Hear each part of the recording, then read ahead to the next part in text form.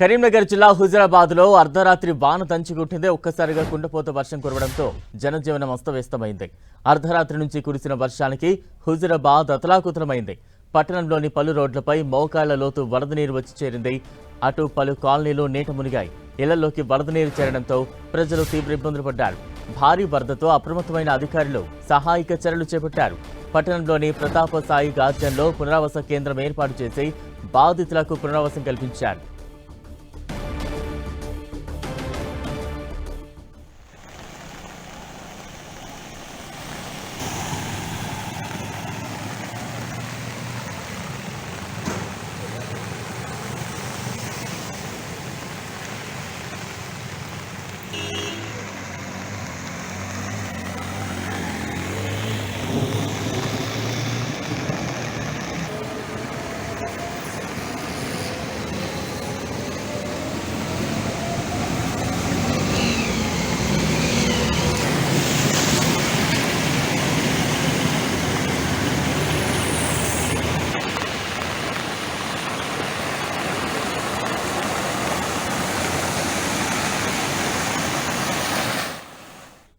ఇక వాన భీభత్సానికి సంబంధించి కరీంనగర్ నుంచి తాజా అప్డేట్స్ అందించేందుకు మా ప్రతినిధి సతీష్ సిద్ధంగా ఉన్నారు. సతీష్,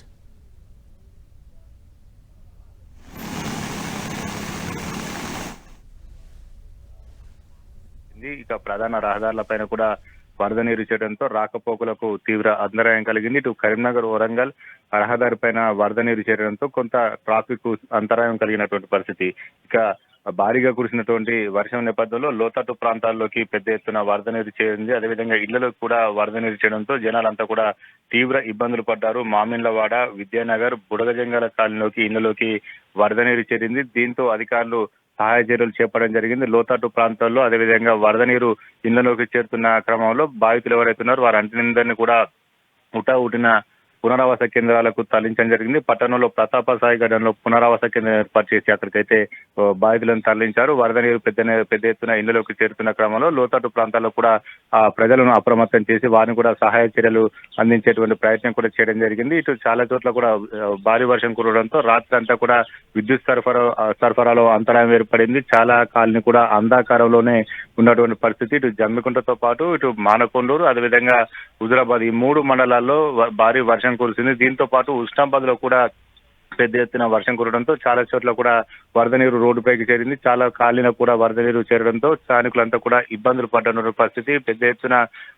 వరద నీరు అంతా కూడా చేరుతున్నారు. లోతట్టు ప్రాంతాల ప్రజలు అప్రమత్తంగా ఉండాలి, వెంటనే సురక్షిత ప్రాంతాలకు వెళ్ళాలని చెప్పి అధికారులు హెచ్చరికలు జారీ చేస్తున్న వారందరినీ కూడా సహాయ చర్యలు అందించేటువంటి ప్రయత్నం చేయడం జరిగింది. ఇక వాహనాల రాకపోకలకు కూడా తీవ్ర ఇబ్బందులు ఏర్పడ్డాయి. ఇటు హుజరాబాద్ టు కనుగులగిద్దల మధ్యలో ఉన్నటువంటి చిలకలవాగు కూడా పొంగి పొర్లడంతో రాకపోకలకు అంతరాయం కలిగింది. వరంగల్ అదేవిధంగా కరీంనగర్ బస్టాండ్, హుజరాబాద్ బస్టాండ్ సమీపంలో వరద నీరు రోడ్డుపైకి చేరడంతో వాహనదారులంతా కూడా తీవ్ర ఇబ్బందులు పడ్డారు. రానున్న 24 గంటల్లో భారీ వర్షాలు కురిసే నేపథ్యంలో ప్రజలంతా కూడా అప్రమత్తంగా ఉండాలని చెప్పి అధికారులు హెచ్చరికలు జారీ చేస్తున్నారు. మరొక వైపు ఉస్నాబాద్ అదేవిధంగా ఆ పైన ప్రాంతాల్లో ఎగువన కురుస్తున్న వర్షాలతో మోయతుమ్మద వాగు పెద్ద ఎత్తున వరద నీరు వచ్చి చేరుతున్నారు. ఆ నీరంతా కూడా కరీంనగర్ లోని లోయర్ మానేరులోకి డ్యామ్ లోకి చేరుతుంది.